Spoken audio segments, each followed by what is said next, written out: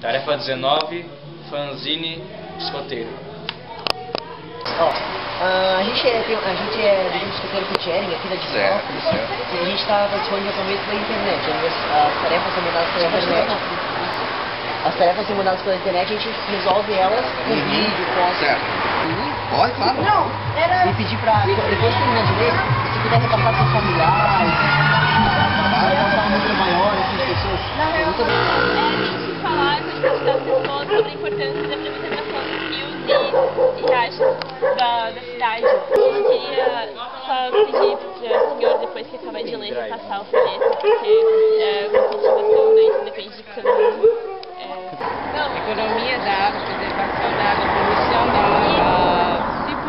Então, a gente queria estar entregando um papelzinho para ti sobre a preservação da água, tá?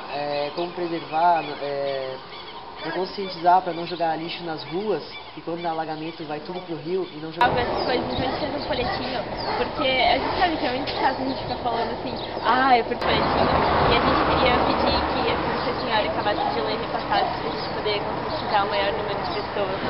Certo? Muito obrigada, viu? Jogar também direto no rio, não jogar também óleo usado na pia.